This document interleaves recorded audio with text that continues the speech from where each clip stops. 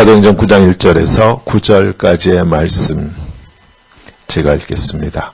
신약성경 201쪽입니다. 사울이, 뒤에 가면 사도 바울이라고 하는 그 사람이에요. 사울이 주의 제자들에 대하여 여전히 위협과 살기가 등등하여 대제사장에게 가서 다메섹 여러 회당에 가져갈 공문을 청하니, 다메섹은 이웃의 수리아라고 하는 나라의 수도입니다. 이웃나라예요. 이웃나라 다메섹 여러 회당에 가져갈 공문을 청하니, 이는 만일 그 도를 따르는 사람을 만나면, 예수 그리스도의 도를 따르는 사람을 만나면 남녀를 막론하고 결박하여 예루살렘으로 잡아오려 함이라. 사울이 길을 가다가 다메섹에 가까이 이르더니 호련히 하늘로부터 빛이 그를 둘러 비추는지라 땅에 엎드러져 들으매 소리가 있어 이르시되, 사울아 사울아 내가 어찌하여 나를 박해하느냐 하시거늘, 대답하되 주여 누구시니까? 이르시되 나는 내가 박해하는 예수라. 너는 일어나 시내로 들어가라. 내가 행할 것을 내게 이를 자가 있느니라 하시니, 같이 가던 사람들은 소리만 듣고 아무도 보지 못하여 말을 못하고 서 있더라. 사울이 땅에서 일어나 눈을 떴으나 아무것도 보지 못하고 사람의 손에 끌려 다메섹으로 들어가서 사흘 동안 보지 못하고 먹지도 마시지도 아니하니라. 아멘. 사도행전 9장 1절에서 9절까지의 말씀인데요. 5절에서 제목을 따왔습니다. 나는 내가 박해하는 예수라. 자, 오늘부터 사도 바울이라고 하는 한 인물을 중심으로 해서 말씀을 전합니다. 사도 바울과 관련 있는 성경은요, 신약성경에서 오늘 보았던 사도행전, 그리고 로마서, 고린도전서, 고린도후서, 갈라디아서 등등등 사도 바울이 썼다고 알려져 있는 서신서들, 이런 성경의 말씀을 중심으로 해서 계속해서 사도 바울을 중심으로 설교합니다. 자, 오늘 본문의 말씀에 들어가기 전에 먼저 이 사도 바울이라는 사람이 어떤 사람인지 알아둬야겠죠. 그래서 주보 안에 요약해서 넣어놓았습니다. 주보를 함께 보시면서 사도 바울이 어떤 사람인지 우리가 함께 봅니다. 먼저 사도 바울의 이름을 볼게요. 오늘 본문에서 보듯이 사울이라는 이름으로 먼저 불리다가 뒤로 가면 바울이라고 하는 이름으로 불립니다. 그래서 사람들이 흔히 그렇게 말하는 분들이 있어요. 예수님 만나기 전에는 사울이라고 하는 이름으로 쓰다가 예수님을 만난 이후에는 바울이라고 이름을 바꿨다고. 예수님을 만나서 그리고 난 이후에 자기의 어떤 새로운 정체성, 내가 새로 거듭났다 이거죠. 이렇게 이름을 바꿔서 자기의 정체성을 나타냈다, 이렇게 설명하는 분들이 있어요.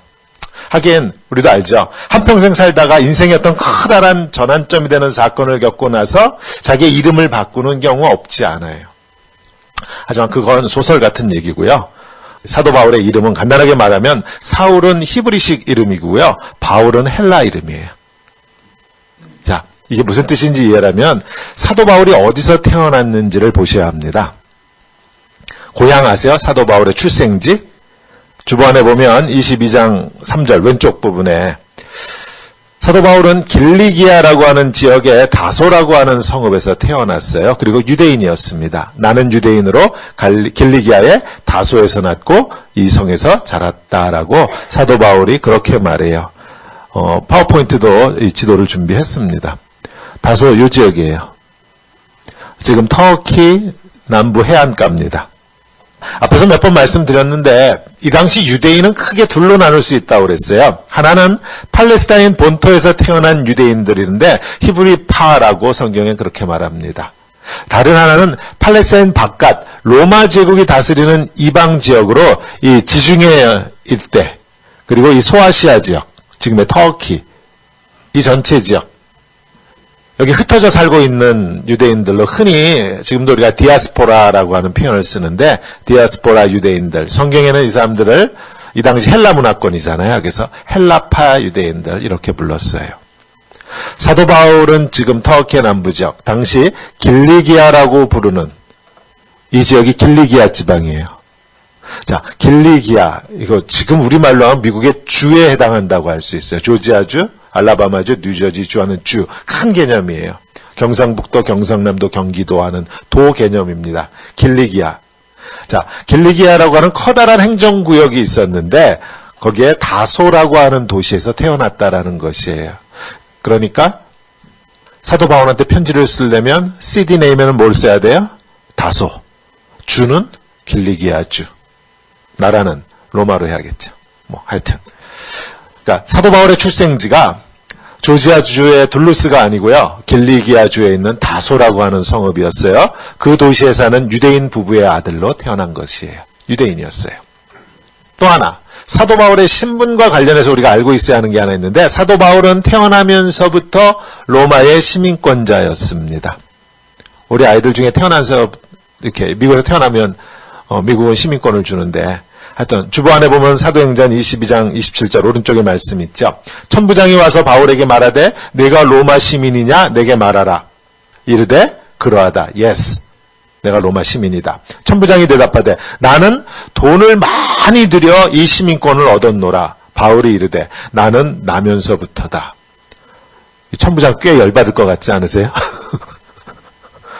나는 돈을 성경에 별 말도 다 있어요. 시민권 어떻게 땄는지도 성경에 말이 들어있어요.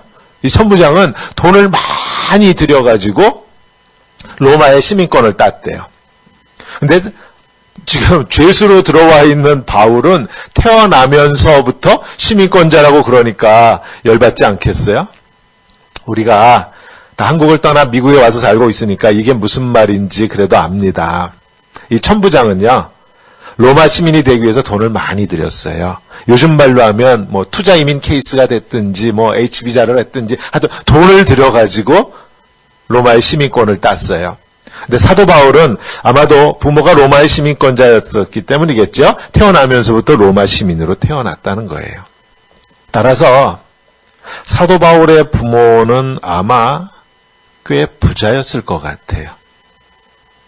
어떤 경로로 로마의 시민권을 획득했는지는 알 수 없지만 그래도 재정적인 뒷받침이 있었으니까 로마 시민권을 얻었을 것입니다. 예나 지금이나 어느 한 나라에 이민 와서 살겠다고 하는 사람한테 그 사람이 부자인 경우에는 그 나라가 어떻게 해요? 어서 오시라고, 빨리 오시라고 금방 시민권 내주죠. 요즘 미국의 투자 이민이 아직도 50만 불인가요? 저는 잘 모르겠는데. 하여튼 그 정도 돈만 있으면 시민권은 그냥 나오잖아요. 돈만 있으면. 사도 바울의 집안이 꽤 부자였던 것 같은데, 자, 또 어떻게 하면 우리가 어떻게 해서 이 집안이 꽤 부자였는지 알 수 있는가 하면요. 청년기가 되었을 때 사도 바울은 고향인 다소를 떠나 예루살렘에 유학을 갑니다. 공부하러 가요. 다시 22장 3절. 나는 유대인의 길리기아의 다소에서 났고 그 성에서 자랐고 가말리엘의 문화에서 우리 조상들의 율법을 받았고 즉 공부했고 오늘날의 모든 사람처럼 하나님께 대하여 열심히 있는 자다. 자기 자신을 이렇게 소개해요. 가말리엘이라고 하는 이 유대인 선생님의 이름은 이미 사도행전 앞부분에서 한번 등장했었습니다. 사도행전 5장 뒷부분에 있었는데 혹시 기억이 안 나시면 나중에 다시 읽어보세요. 가말리엘이라고 하는 유명한 예루살렘의 랍비 유대교 선생님이에요. 자, 이 유명한 선생님이라고 아무나 그렇다고 제자를 받겠어요? 아무나 와서 배울 수 있는 것도 아니겠지만 또 집안 형편이 돼야 예루살렘까지 공부 보내겠죠. 뭐 지금도 유학 보내는 거 쉽지 않잖아요. 바울의 부모들은 멀리 이방 땅에서 아들을 키운 것이에요. 유학 보내서. 왜 그랬겠어요? 바울이 자라나서 뭐가 되기를 원했겠어요? 유대교 랍비가 되기를 원했습니다. 유대교 랍비가 되도록 키운 거예요. 예루살렘에서 태어나서 예루살렘에서 자라면 그래도 좀 쉬웠을 텐데 멀리 저 길리기아라고 하는 지금의 터키 저기서 살면서 자기 아들을 예루살렘까지 유학 보내면서 유대교 랍비를 만들려고 했던 요즘 말로 하면 교육열이 뜨거웠던 부모예요. 예루살렘까지 유학을 보낸 이유 교육열이 뜨거웠어요. 부모가 열정이 있어요. 또 재정적으로도 능력이 되니까 보냈겠죠. 자, 왜 이런 가정적인 문제를 제가 들추어내는가 하면은요. 지금도 자식을 유학까지 보내는 그런 부모 입장에서는 그 자식이 이 가문의 영광이 되기를 원하는 거잖아요. 이 녀석이 공부 열심히 해가지고 외국까지 가서 유학해서 공부 열심히 해서 가문을 빛내주기를 바라는 마음. 비록 부모님이 자식한테 그런 말을 하지 않는다고 해도 부모님 마음엔 그 아들, 그 딸을 향한 어떤 패션, 열정이 있어요. 그런데 이 자식 녀석이, 이 사울이라고 하는 이 자식 녀석이 부모는 랍비가 되라고 예루살렘까지 돈 들여서 공부시켜러 보냈는데 어느 날 갑자기 예수쟁이가 되어서 고향집으로 돌아옵니다. 부모의 마음이 어땠을까 한번 상상해 보세요. 유대교 랍비가 되라고 큰돈 들여서 예루살렘에 유학을 시켰는데요. 거기 가서는 이단의 괴수라고 하는 예수를 믿고 예수쟁이가 돼서 돌아와요. 뒤에 가면 예수를 믿게 된 이 사울이 자기 고향집에 돌아와서 10년 넘게 틀어박혀 지내는 시간이 있습니다. 물론 그 시간에 사울은 자기가 지금까지 배운 하나님의 말씀, 구약이죠. 내가 지금까지 알고 있던 구약의 그 말씀을 예수라고 하는 렌즈를 통해서 새롭게 해석하는 시간이에요. 로마서, 갈라디아서, 고린도 전후서 이런 성경책에 쓰여 있는 그 수많은 신학적 논증들이 어느 날 갑자기 생겨난 게 아니에요.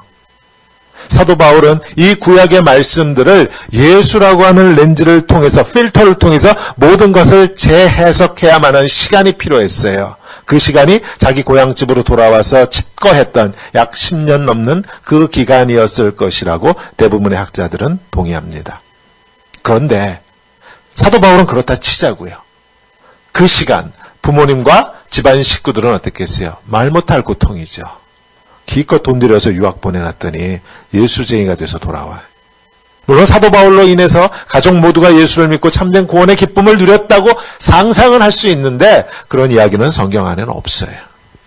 자, 쓰여있지 않는 이러한 배경도 상상해 가면서 성경을 읽으시라고, 제가 요즘 쓰는 말로 하면 성경을 조금은 더 3D, 입체적으로 읽어야 할 필요가 있다는 그런 의미에서 이런 이야기를 조금 나누었습니다. 자, 다시 맨 앞으로 돌아가서 그래서 사도 바울의 이름을 보자고요. 미국에 사는 우리 아이들 흔히 영어 이름하고 한국말 이름 동시에 가지고 있잖아요. 타국에서 이민자로 살았던 사도 바울도 따라서 히브리식 이름하고 헬라식 이름을 가지고 있었어요. 바울, 영어로 뭐예요? 폴. 헬라 이름이었어요. 그릭 이름이에요. 오늘 본문에서 부활하신 예수님이 불러주었던 그 이름, 사울. 이 이름은 히브리 이름이죠. 사울이 히브리 이름이라는 걸 우리가 쉽게 알 수 있어요. 사울 유명한 사람이죠. 성경에서. 이스라엘의 초대 왕이었잖아요. 그런데 이 사울이라고 왜 또 이름을 지어주었을까? 그럼 엄마가. 다윗이라고 안 지어주고. 왜 사울이라고 이름을 지어주었을까? 이건 사도 바울의 집안 가문하고 연관이 있어요. 주보 오른쪽 면 메뉴에 보면 빌립보서 3장 5절 말씀도 넣어놨는데 사도 바울이 자기를 이렇게 소개해요. 나는 8일 만에 할례를 받고 이스라엘 족속이요 베냐민 지파요. 히브리인 중에 히브리인이요 율법으로는 바리새인이요 열심으로는 교회를 핍박하고 율법의 의로는 흠이 없다. 자기 자신을 이렇게 소개합니다. 율법의 의로는 흠이 없대요. 자기가. 이게 무슨 말인가 하면 나는 율법 지켰다 이런 말이에요. 하나님 말씀 지키기 쉬우세요? 근데 사도 바울은 이렇게 나는 율법 지켰다. 율법의 의로는 흠이 없다. 이렇게 말해요. 제가 좋아하는 표현을 쓸게요. 은장도로 허벅지를 찔러가면서 하나님의 말씀을 지킨 사람이에요. 정통 유대인들이 이런 사람들입니다. 하나님의 말씀을 지키려고요. 엄청나게 발버둥 치는 사람들이에요. 우리는 그 사람들 발끝도 못 쫓아가요. 그런데 왜 이렇게 악착같이 율법을 지키려고 안간힘을 썼겠어요? 안 지키면 하나님한테 저주받아서 영원히 지옥에 간다고 생각했기 때문이에요. 그런데 이 사울이라고 하는 이름과 관련해서 이 빌립보서 3장 5절의 말씀에서 우리의 시선을 끄는 구절은 이 사람이 베냐민 지파 사람이라고 하는 겁니다. 베냐민 지파, 사사기의 어떤 지파였는지 기억하세요? 사사기 기록에 보면은요, 이 베냐민 지파가 나머지 11개 지파를 상대로 해서 전쟁을 벌여요. 동족 상잔의 비극은 한반도에서만 있었던 게 아니고요.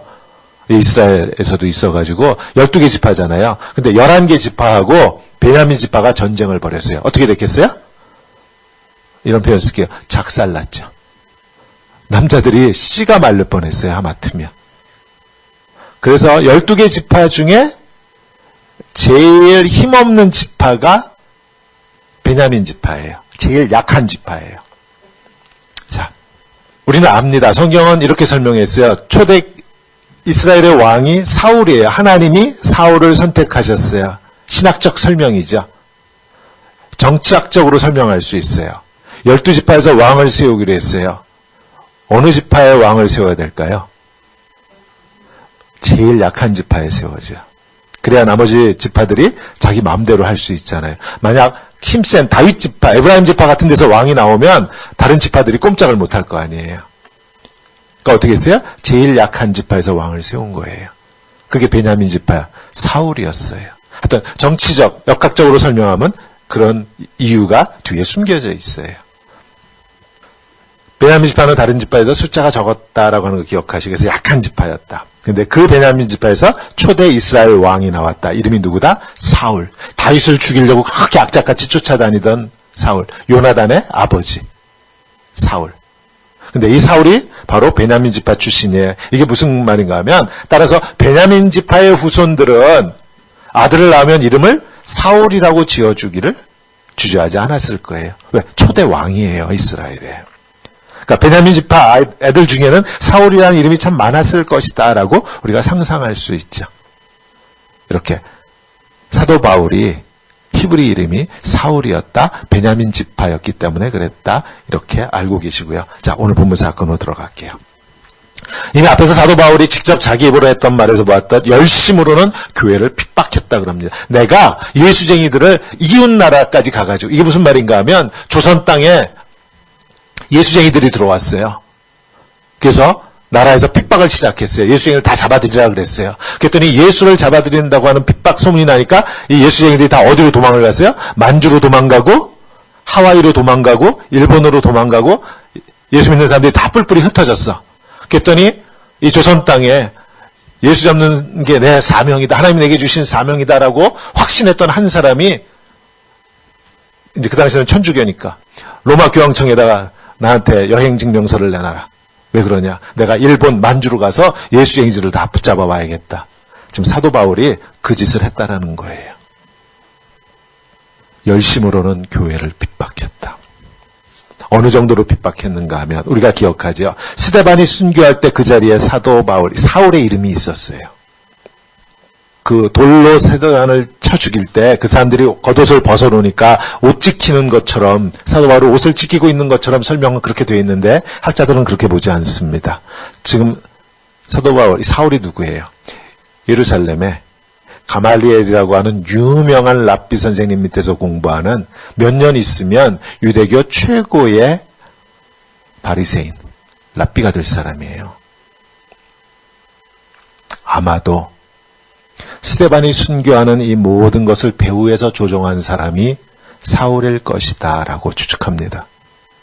직접 자기 손으로 돈을 들지 않았지만 백성들로 하여금 돌을 들어서 스데반을 죽이게 한 장본인이 사울이었을 것이다. 추측이에요.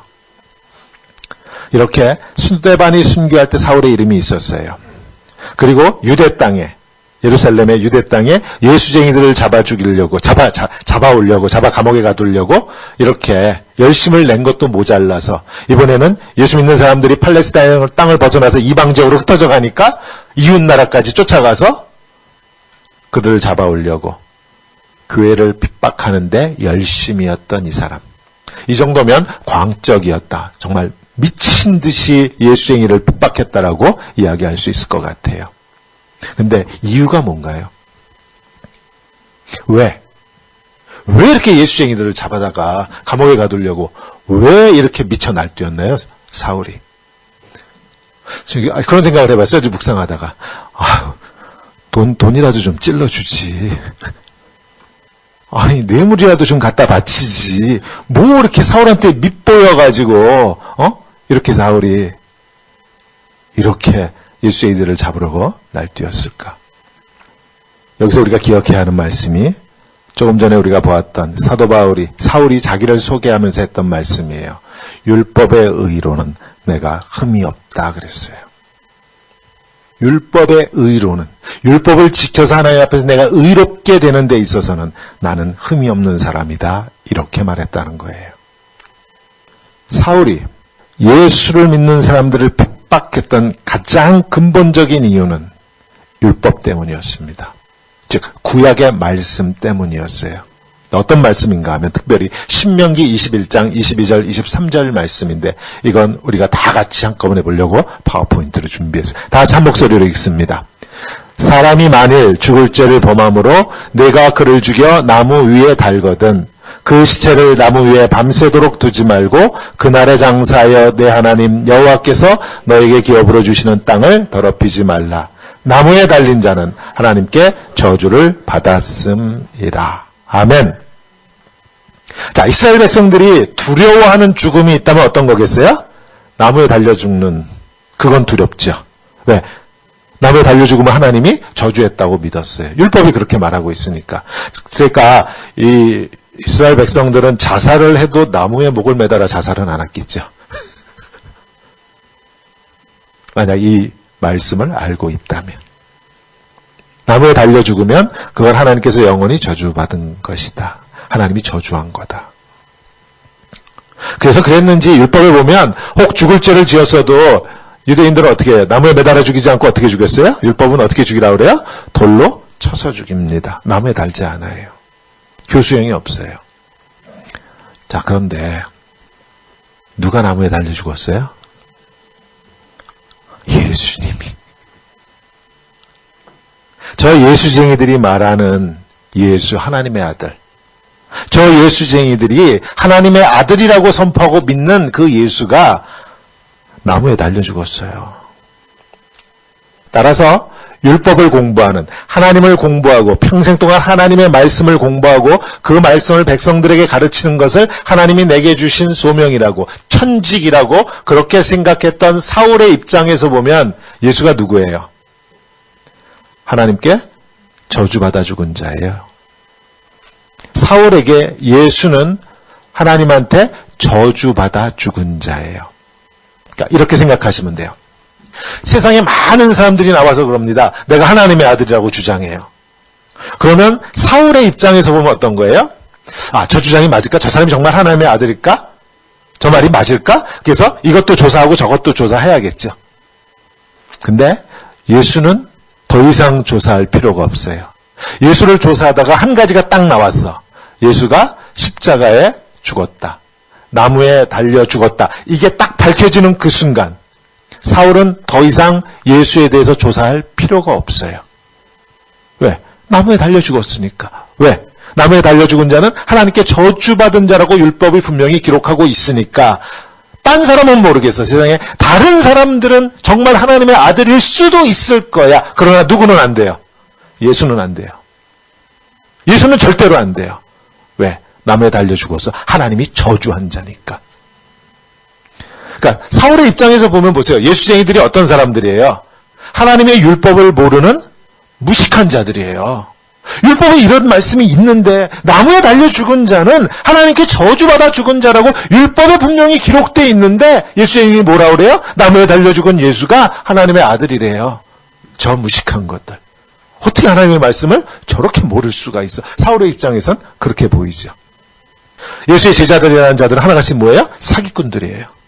하나님의 말씀을 모르니까 저렇게 엉뚱한 말에 현혹되어가지고 나무에 매달려 죽은 자가 하나님의 아들이라고 하는 그런 유언비어에 현혹되어서 저렇게 미치듯이 쫓아다니는 예수쟁이들, 불쌍한 자들. 그러니까 어떻게 돼요? 빨리 잡아다가 율법을 제대로 가르쳐서 그런 유언비어에 더 이상 현혹되지 않도록 해야 되겠죠. 그런 사명감에 불탔던 청년이 사울입니다. 이 사명감에 불타서 이웃나라까지 쫓아가서 예수의 제자라고 하는 그 사기꾼들한테 속아 이 불쌍한 백성들. 예수가 하나님의 아들이라고 하는 그런 유언비어에 현혹된 이 예수쟁이들 빨리 데려다가 가르쳐야겠다고. 이게 사울이었어요. 그런데 아닌 밤중에 홍두깨라고 밝은 대낮에 태양보다 더 밝은 빛이 비추었고 그 바람에 눈을 가리고 급히 엎드렸는데 사울의 귀에 음성이 들려옵니다. 사울아 사울아 어찌하여 네가 나를 박해하느냐. 당연히 누구시냐고 물었고 그가 5절에 뭐라고 그랬어요? 나는 내가 박해하는 예수다 그러죠. 나는 내가 박해하는 예수다. 중간 거 빼면 뭐예요? 나는 예수다예요. 나는 예수다. 오늘 설교 제목입니다. 나는 내가 박해하는 예수다. 아주 중요한 말씀입니다. 4절부터 차근차근 볼게요. 사울아 사울아 내가 어찌하여 나를 박해하느냐. 사울의 입장에서 보면 이게 지금 얼마나 황당한 일이에요? 생각해 보세요. 내가 지금 가만히 예루살렘에 있으면 사람들한테 존경받지요. 뭐 우리식으로 얘기하면 때 되면 월급 나오지요. 휴가 가지요. 편안하게 백성들을 가르치면서 존경받으면서 그렇게 살 수 있어요. 근데 이 가슴에 있는 열정 때문에 내가 하나님을 위한다고, 내가 하나님을 위해서 내 삶을 드리겠다고는 이 열정 때문에 지금 뭐 하고 있어요? 수천 리길을 마다하지 않고 뛰어왔어요. 비행기도 없는 시절에.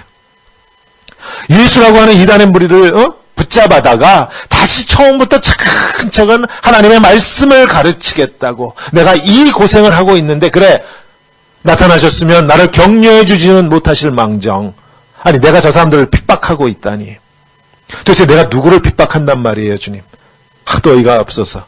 주님은 도대체 내게 이러실 수가 있느냐, 도대체 당신 누구십니까? 이렇게 물었다는 거죠.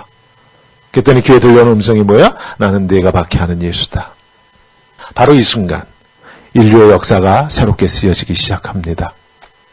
우리는 흔히 다메섹으로 가는 이 길에서 사도 바울이 부활하신 예수님을 만났다, 우리 흔히 이렇게 얘기해요. 근데 엄격하게 말하면 이 만남의 주체는 사도 바울이 아니에요. 부활하신 예수님이 이 만남의 주체예요. 따라서 부활하신 예수님이 사도 바울을 찾아오신 거예요. 만나주시려고. 사도 바울이 하나님을 만나려고, 예수님을 만나려고 지금 찾아가는 길이 아니에요. 사도 바울한테는 전적으로 수동태예요. 우리가 하나님을 만나고 우리가 예수 그리스도를 만나는 우리의 사건도 동일합니다. 우리가 하나님을 찾은 일이 없어요. 성경에 보니까. 우리는 하나님을 만나려고 생각했던 적도 없어요. 근데 어떻게 우리가 하나님을 알게 되었고, 우리가 어떻게 하나님을 만났어요? 하나님께서 우리에게 찾아오셨기 때문이에요. 찾아오시는 하나님.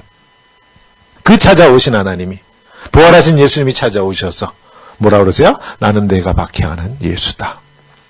죽은 줄로만 알았는데, 죽어도 어떻게 죽어요? 나무에 달려 죽었기 때문에 하나님한테 저주받아서 죽은 줄로만 알았는데, 그래서 그 제자들은 다 사기꾼이라고 내가 확신하고 지금 다메섹으로 쫓아가고 있는데, 그 예수가 찾아와서 나는 내가 박해하는 예수다. 내가 확신하고 있는 것처럼 그렇게 죽은 거 아니다. 내가 하나님의 저주 아래 죽은 거 아니다. 이렇게 말씀하셨다는 거예요. 자, 바리새인이에요. 구약 성경의 말씀의 대가였어요. 전문가예요. 사도 바울. 한평생을 성경만 읽으면서 살아온 사람이에요. 이 성경만 읽었다고 하는 게 무슨 말인가 하면은요, 히브리서 성경은, 이 히브리어가요, 좀 독특한 언어라 자음만 있어요. 모음이 없어요. 성경에. 구약 두루마리를 보면 자음만 있고 모음이 없어요. 신기하죠? 그래서 성경을 읽으려면은요, 이 스승이 하나하나 어떻게 발음해서 어떻게 읽어야 되는지를 가르쳐 줘야 돼요. 자음으로 우리말로 하면 SLM, SLM 세 개의 자음이 모이면 샬롬이라고도 발음되고 살렘이라고도 읽을 수 있고, 하지만 S하고 L하고 M 이 세 가지 자음이 있으면 평화라는 뜻이에요. 샬롬.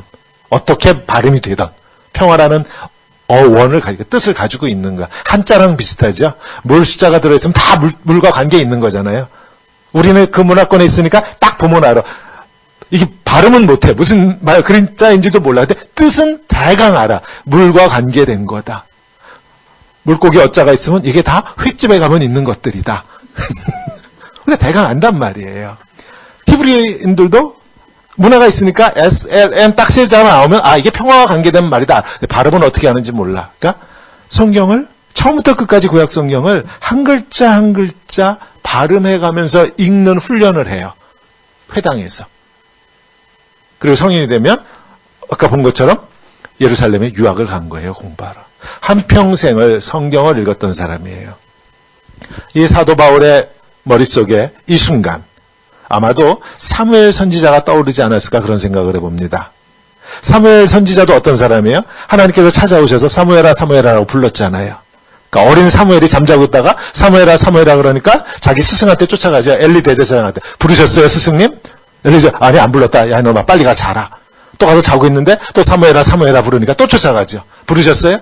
그래서 엘리가 너 하나님이 부르시나 보다. 야 다음에 그 음성이 들리면 이렇게 해라. 그렇게 해서 사무엘이 하나님을 만나지요.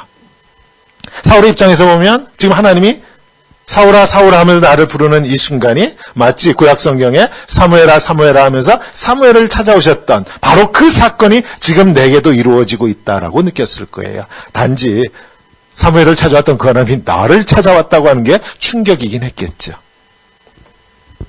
구약 말씀에 정통했던 사울에게 자신의 이름을 부르면서 찾아오는 이 하나님, 이 음성은 결코 생소한 음성이 아니었을 겁니다. 이 음성의 주인공이 누군지 모를 수가 없어요, 사울은. 사무엘을 찾아와서 그 이름을 부르면서 사무엘아 사무엘아 하면서 찾아왔던 그 하나님이 지금 사울아 사울아 하면서 나를 찾아오셨다고 하는 그 확신이 있었기에 묻습니다. 주님 누구십니까? 하나님이시라는 걸 확실한 거예요. 만약에 이 순간에 이 음성이 이렇게 답변했다고 생각해 보세요. 사울한테. 사울아 사울아 나는 아브라함의 하나님이요 이삭의 하나님이요 야곱의 하나님이다. 이런 음성이 들려왔다고 생각해 보세요. 놀랄 거 없죠. 내가 아는 하나님이야. 사울은 잘 아는 하나님이야.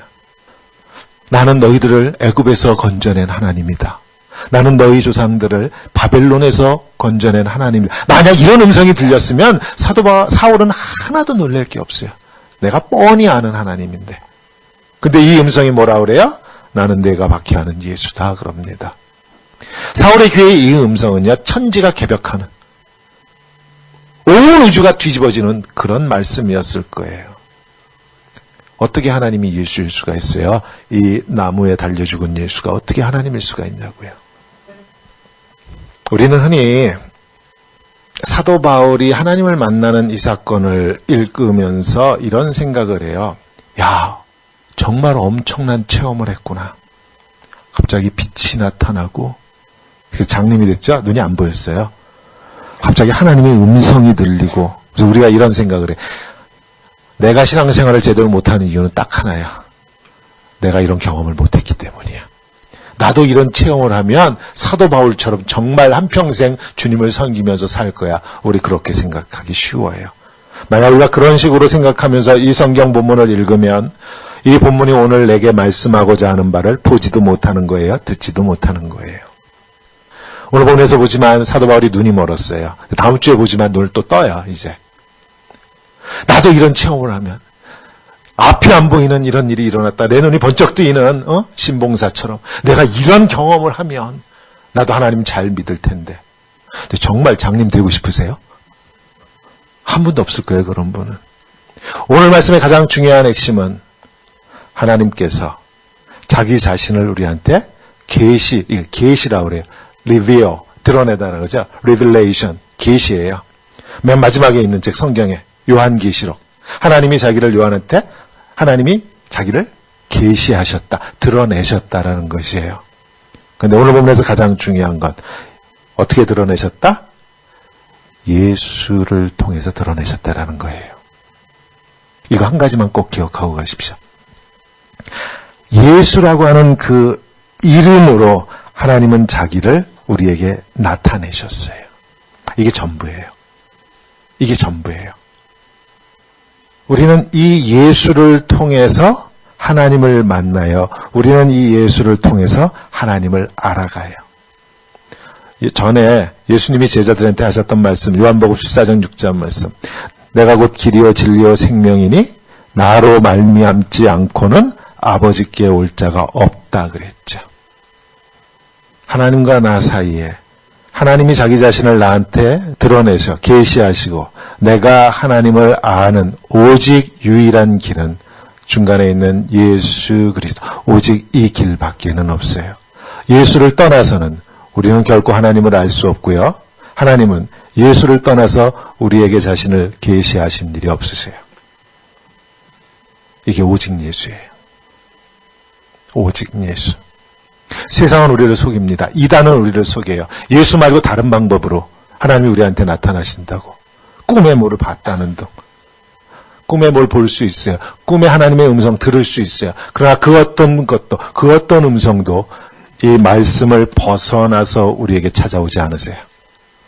말씀을 벗어나지 않아요. 왜? 말씀이 그리스도이기 때문에. 좀 더 설명할게요. 예수를 통하지 않고 뭔가 신비한 방법으로 뭔가 설명할 수 없는 그런 놀라운 체험을 통해서 내가 하나님을 만날 수 있다. 남들은 알지 못하는 성경 안에 무슨 코드가 있어. 그래서 내가 그 코드를 발견해서 내가 하나님을 만난다. 이단이에요. 이방 종교예요. 그리스도에는 오직 하나, 예수 그리스도. 그 이름으로, 그 이름이 인격이란 뜻이거든요. 그 인격으로 하나님을 다른 방법은 없어요. 왜 그런가 하면 하나님이 다른 방법으로 우리에게 자신을 드러내신 일이 없어요. 앞에서 사도행전 4장 12절에서 베드로가 설교했던 말씀 기억해서요. 다른 이로서는 구원을 받을 수 없나니 천하 사람 중에 구원을 받을 만한 다른 이름을 우리에게 주신 일이 없다 그랬어요. 예수 그리스도, 예수라고 하는 이 이름 외에는 하나님이 우리에게 다른 이름을 주신 일이 없다 그랬습니다. 이게 성경의 말씀이에요. 하나님이 육신을 입고 이 땅에 오셔서 가장 천한 말 위에 오셨어요. 왕궁으로 오시지 않았어요. 우리의 모든 죄악을 담당하시려고 이 험한 십자가까지 감당하셨어요. 그 이름 예수. 그 예수를 3일 만에 하나님께서 다시 살림으로 우리에게 소망이 되게 하신 그 이름 예수. 이 이름 외에는, 이 인격 외에는 하나님을 알 수 있는 다른 길을 없다. 우리에게 다른 이름을 주신 일이 없다. 그날 이후로 사도 바울에게 하나님은 오직 한 분 하나님이에요. 예수 그리스도를 통한 하나님이에요. 다른 하나님은 없어요. 우리에게도 다른 하나님은 없어요. 예수 그리스도를 통해서 만나지 않는 하나님, 이런 하나님은 우리한테는 없어요. 근데 이제 어떻게 만나요, 하나님을? 예수님 죽으셨잖아요. 3일 만에 부활하시긴 하셨는데 40일쯤 계시다가 또 하늘로 가버리셨잖아요. 이제 우리가 예수를 만날 길이 없잖아요.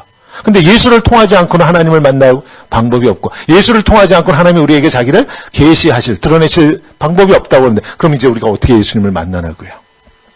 요한복음 1장 12절. 말씀이 육신이 되어 우리 가운데 거하심에 우리가 그의 영광을 보니 아버지의 독생자의 영광이요 은혜와 진리가 충만하더라. 말씀이, 특별히 구약의 말씀이, 하나님의 말씀이 육신이 되었다 그랬어요. 이게 무슨 말인가 하면요, 구약 성경에 있는 그 많은 말씀이 온전하게 이루어진 한 사람의 삶이 어디에서 나타났다? 예수의 삶 속에 나타났다라는 것이에요. 그러니까 말씀을 보면 누가 보여요? 예수님이 보여요. 예수님을 보면 뭐가 보여요?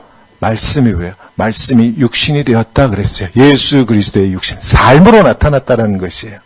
따라서 우리에게 예수님하고 성경은 동일해요.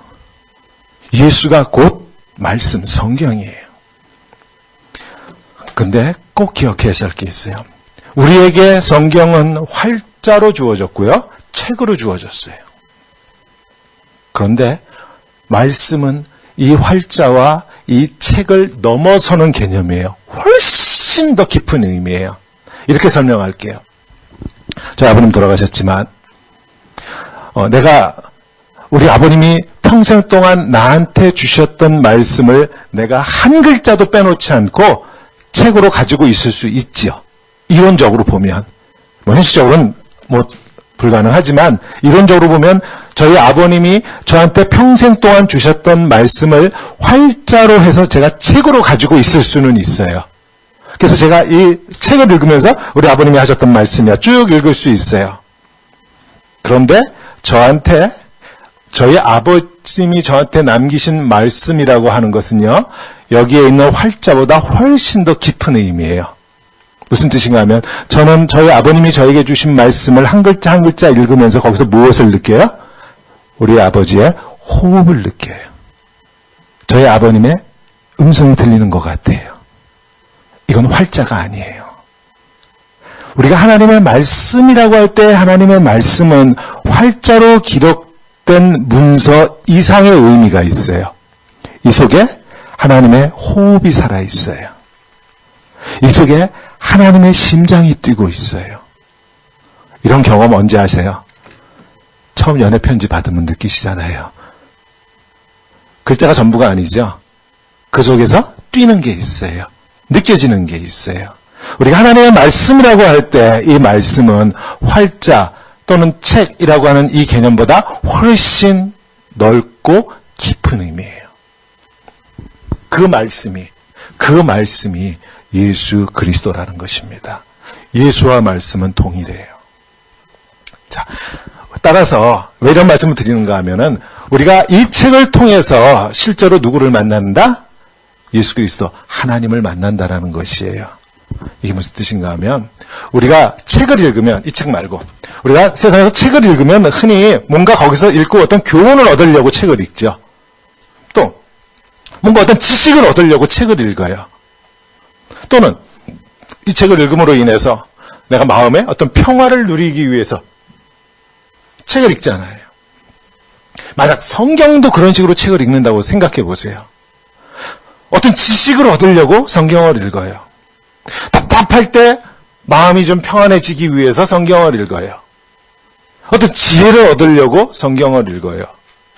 오늘 뭔가 중요한, 오늘 동쪽으로 가라고 그랬을까? 북쪽으로 가라고 했을까? 비즈니스를 하라고 그런 건가? 이런 어떤 지식을 얻으려고, 어떤 중요한 지침이나 어떤 가르침을 얻으려고 성경을 읽는 사람도 봤어요. 또 어떤 사람은 이런 이유 때문에 성경을 읽어요. 안 읽으면 찝찝하대.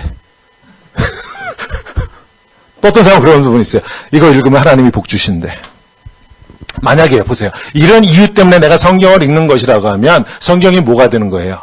내가 원하는 것을 얻어내기 위한 도구죠. 이 도구예요. 세상에 있는 다른 책들하고 그러면 이게 뭐가 다른 거예요? 이게 뭐가 달라요, 그럼? 내가 원하는 것을 얻어내기 위한 도구라고 한다면 이 책이, 이게 세상에 있는 다른 책들하고 뭐가 다르냐고요. 세상에 아무리 책이 많아도 저한테는, 비록 제가 제 손에 들고 있지 않지만 저희 아버님이 저한테 한평생 하셨던 말씀을 내가 책으로 가지고 있다면 이 책은요, 저한테는요, 세상 다른 책하고 달라요. 이 책은 내게 도구가 되지 않아요. 수단이 될 수가 없어요. 이 책은 그대로 살아있는 우리 아버님의 호흡이에요. 생명이에요. 핏줄이에요. 성경은 그런 하나님의 말씀이에요. 이런 표현을 쓸게요. 성경에서 뭔가를 뽑아낼 작정으로 그런 이유를 가지고 성경을 대하지 마십시오. 성경을 내가 원하는 뭔가를 얻어내는 도구로 삼지 마세요. 물론 성경을 꾸준하게 읽으면 지식과 지혜가 늘어나요. 성경을 꾸준하게 읽으면 하나님의 인도하심을 느끼고 하나님께서 우리를 깨닫게 하시고 우리의 걸음을 인도하세요. 그러나 그런 목적을, 그런 걸 얻어내려고 성경을 읽는 건 아니에요. 성경이 하나님의 말씀이라면 이 말씀은 곧 예수 그리스도라고 하는 한 이름, 한 인격이에요. 우리가 성경을 읽는 것은 곧 예수님을 만나서 대화하는 것입니다. 예수님을 만나는 거예요. 성경을 읽는다고 하는 것은. 기도만 대화가 아니에요. 말씀을 읽음으로써 우린 또한 하나님과 대화해요. 말씀을 읽으면 대화할 수밖에 없어요. 성경을 읽었어요. 하나님이 나한테 무슨 말씀을 하세요. 그럼 우리한테 질문 안 할 수 없죠. 하나님 이런 뜻이에요? 근데 내가 정말 그거 할 수 있어요? 질문 안 할 수 없죠. 하나님이 나한테 뭐 하라고 명령하시면 내가 반응 안 할 수 없죠. 말씀을 읽는다는 행위 자체가 이미 하나님과 대화를 전제하고 있는 것이에요. 성경을 읽는다고 하는 말은 예수님을 만난다는 뜻입니다. 생각해 보세요. 예수를 만나는데, 우리가 친구를 만나는데 내가 어떤 이유가 있어서 그 친구를 만나면, 꿍꿍이가 있어서 친구를 만나면 그 순간만큼은 내가 그 친구를 인격적으로 대하는 게 아니죠. 어릴 때 친구를 우리가 만나면 좋아하는 이유가 뭐예요? 동심으로 돌아가잖아요. 동심으로 돌아간다는 게 무슨 뜻이에요? 사심이 없다라는 거예요. 꿍꿍이가 없는 거예요. 저 녀석을 이용해서 내가 원하는 뭔가를 그저 얻어내, 이런 생각이 없어요. 그냥 만나면 좋은 거야. 어릴 때 친구는. 예수님이 우리한테 뭐라고 했어요? 친구라 그러시잖아요. 그런 친구라는 것이에요. 너는 나한테 나올 때 무슨 꿍꿍이 같은 거 가지고 나오지 말라라는 것이에요. 그냥 나를 만나는 게 즐거워서, 내가 너를 그렇게 대화해. 나는 너를 만나면 그냥 좋아. 내가 너를 통해서, 내가 서목사 너를 이용해서 내가 원하는 뭔가를 하게, 이런 생각 안 하신다라는 거예요. 주님은. 우리도 주님 앞에 나아갈 때 내가 주님 이용해서, 내가 주님한테 이렇게 하면 하나님이 나한테 뭐를 어떻게 해줘요, 이런 생각 가지고 나오지 말라는 거예요. 그냥 예수를 만나면 좋은 거야. 그냥 하나님을 만나면 좋은 거야. 이게 인격적 관계예요. 성경을 읽는다는 표현보다는 따라서 예수님을 만난다고 하는 게 옳은 표현입니다. 그게 성경을 읽는 거예요. 말씀이 육신이 되신 그분을 만나는 거, 만나서 대화하는 거예요. 오직 예수. 하나님께서 사도 바울같이 이렇게 유명한 사람을 만나시는데도요, 오직 예수를 통해서만 만나셨어요. 사도 바울하고는 비교도 할 수 없는 아무 이름 없는 나를 만나주실 때도 하나님은 오직 예수를 통해서 우리를 만나주세요. 이런 의미에서 기독교는 지성적인 종교입니다. 체험 중요해요.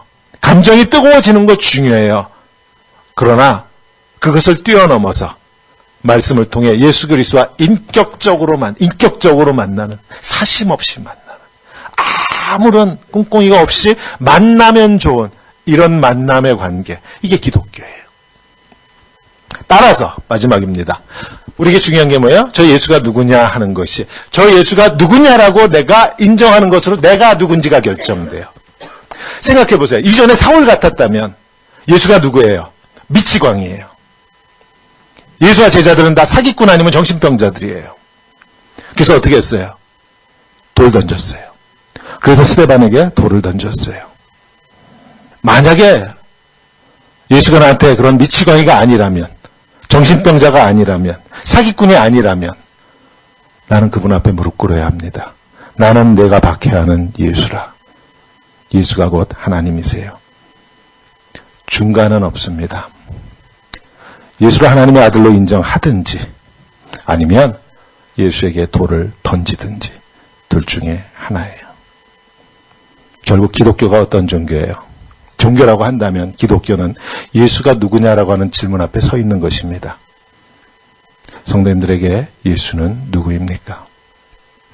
사도 바울은, 예수쟁이를 잡아들이던 그 사도 바울은 오늘 자기가 미치광이라고 사기꾼이라고 여겼던 그 예수가 하나님의 아들, 하나님이시라는 것을 깨닫고 그분 앞에 무릎 꿇었어요. 그리고 인류의 역사는 오늘부터 바뀝니다. 하나님 앞에 서는 그날까지 우리는 겸손한 마음으로 늘 이 질문 앞에 섭니다. 내게 예수는 누구인가? 예수님을 만나십시오. 허황된 방법으로 만나는 게 아니고요. 오직 이 말씀 속에서 만나요.